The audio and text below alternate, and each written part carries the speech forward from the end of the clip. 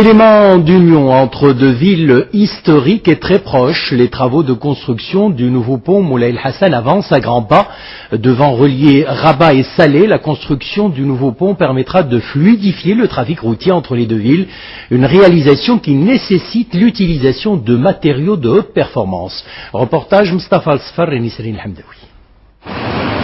Un an après le démarrage du projet de construction du pont Moulay El Hassan, les travaux vont bon train. Voici le tracé du nouveau pont. Une structure à même de décongestionner le trafic routier sur l'axe Rabat-Salé, emprunté par plus de 420 000 véhicules par jour. C'est un ouvrage d'art qui fait 1,2 km, donc qui va du carrefour de Sidi Mkhlouf au carrefour de Cardona.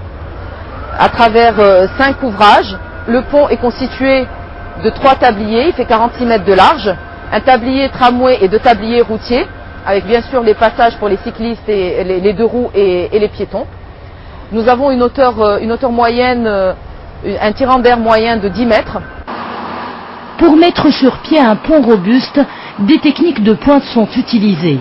Concrètement, les fondations des ouvrages sont réalisées en pure-forêt. On a réalisé un remblai, une digue en remblai, pour pouvoir en premier lieu réaliser les pieux.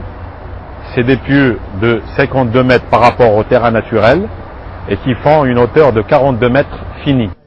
La superstructure du pont est entièrement préfabriquée. Elle demande des bétons de haute performance. Et c'est ici, dans ce laboratoire, que les bétons subissent des essais de durabilité. L'objectif pour nous, c'est suivre la qualité des matériaux et les qualités de béton qui sont mis en œuvre.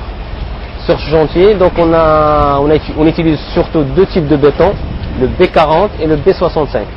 Le B40 il est destiné pour les semelles, les pieux. C'est un béton spécial de durabilité élevée. Et le BHP, le béton haute performance dont les résistances dépassent 60 mégapascales, il sert pour tout ce qui est structure.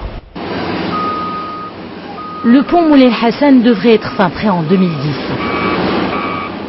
La nouvelle passerelle se distinguera par son architecture et son insertion urbaine, mais également par sa durée de vie de 100 ans.